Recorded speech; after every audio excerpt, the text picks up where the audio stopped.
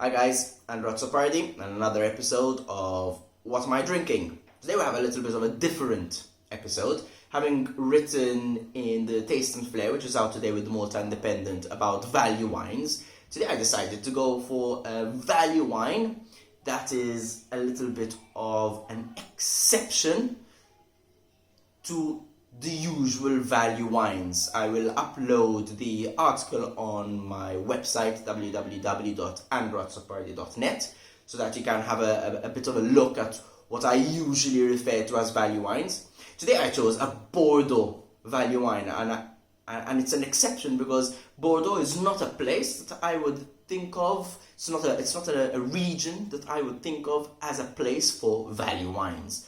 Now, when I mean value wine, I mean a wine that is not necessarily cheap, but a wine that punches above its weight, price-wise, as in quality to price ratio. So if I buy a wine for 20 euros, but I think that the quality is worth 50, 70, 100 euros, then for me that's a value wine, irrelevant of the actual price.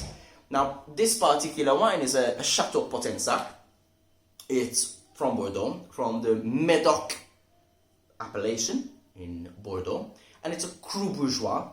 Cru Bourgeois meaning it is medium, so it's a medium level quality. So it's below the Cru Classé quality certification, meaning that generally speaking, these type of wines cannot command such high prices as a Cru Classé.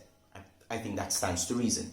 What I can tell you is the price of this wine today, irrelevant of the vintage. I'm speaking about recent vintages now. So if you had to buy a 2014, 2015 vintage Chateau Potensac, you would probably spend between 25 to 35 euros, give or take a few euros.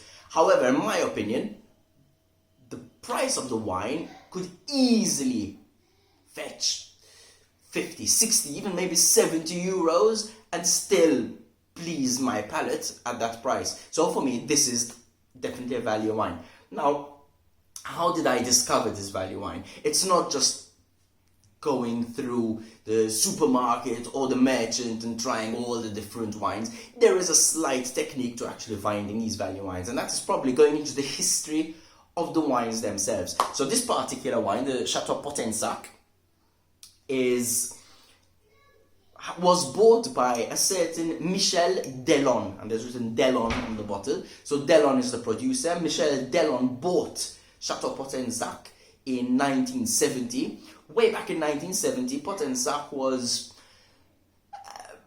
one of those maybe overlooked vineyards in the Médoc region. It wasn't a Cru Classé, but Michel Delon saw potential over there and bought the chateau. Now, Michel Delon is known for his other chateaus, namely Chateau Léoville-Lascaz, Chateau Nenan, and Clos du Marquis, which are some top wines. Léoville-Lascaz is a classified second growth, though it's really up there, and you pay big money for that.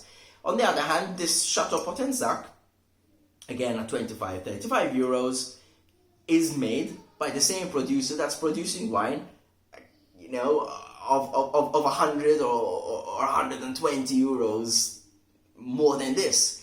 So you're already getting the producer and the winemaking techniques from this Delon guy. So what was interesting is in 2003, they tried to change the system for Cru Bourgeois. So this is a Cru Bourgeois, and Chateau Potensac applied to be Cru Bourgeois Exceptionnel, which they got, and they were one of 7 or 8 vineyards, wineries, that got the Cru Exceptionnel status. Unfortunately, in 2010, or fortunately, however you look at it, the Cru Bourgeois Exceptionnel was nullified and everything became Cru Bourgeois again. So it just all became a standard.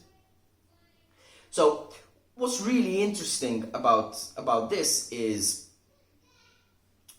Michel Delon, whether you liked him or hated him, he was a very well-known winemaker, and he used to reduce his crop sometimes by 50% in exceptional years.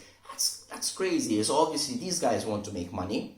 And when you have a potential of X amount of wine that you could make from your crop, he would reduce by 50%, so he would chop off half the grapes so that the remaining grapes would be even better.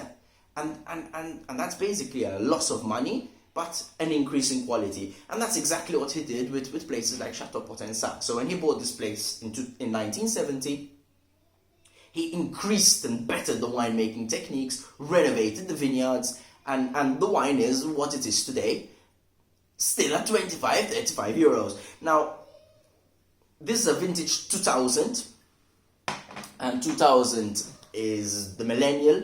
People know it as a fantastic year in Bordeaux. And when we mean by a fantastic year, the vintage was lucky that they had the right warmth, the right temperatures, the right summer, the right winter for everything to come into balance to produce the perfect wine. But what happens is these exceptional vintages have the potential to age, and that is why I chose a Chateau Potensac 2000, because I know that it can age. If, for example, I bought a Chateau Potensac 2013, probably not an exceptional vintage, or definitely not an exceptional vintage, then I would have drunk it maybe 5, 8, maximum 10 years later, but still I would have got bang for my buck. So it is still a great value wine, and probably would have been even cheaper in a not so good year, such as 2013. As you can see over here, it's a little bit lighter in color, so it's a little bit more tawny, a little bit more brown. It's 20 years already. It's impressive. 20 years for a wine that you can buy at 25, 30 euros, and you can age it in your cellar. So this is the type of wine that if you had to come to me and say, listen, I want to start building up my cellar, I want to invest in wine, but I don't want to spend hundreds and thousands of euros. I want to start small, but I want it to be interesting. This would be one of those wines that I would probably suggest to you. And amazing, there is still fruit. And when you know fruit is the primary flavor that already comes out from the nose, you already know that the wine is still there. It's still vibrant. It's still got it, basically.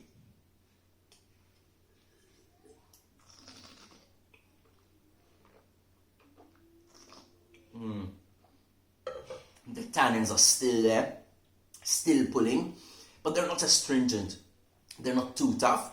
I mean, it has 20 years on it, and it probably did it much good because the 2000 vintage had really astringent tannins in the beginning, and I would say that if you had to drink this after 5 years, it probably would have been too much. So now it's nice and smooth and soft. The acidity though is still there, so it's still refreshing. And lovely flavors of blackberry, a little bit of raspberry. It's very savory, so I get this nice savory feeling to it. That's really nice. And then you also get the typical Bordeaux flavors such as cigar box, tobacco, these lovely secondary and tertiary flavors, leather, a little bit of animal. Now that's really, really, really enjoyable.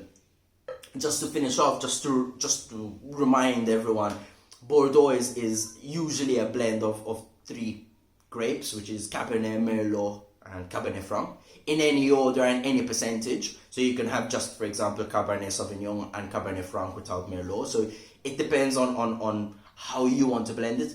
It's never written on the bottle, but this one is actually a 60% Cabernet, 25% Merlot, and the remainder is Cabernet Franc. So it's a lovely blend. The Cabernet Franc adds a little bit of salt and pepper to the flavors, which I think is wonderful. Great, this really is a steal. So guys, please subscribe to my YouTube channel. Have a look at my website, www.andrewazzopardi.net or www.number12wines.com for supplying super yachts. Cheers and have a good one.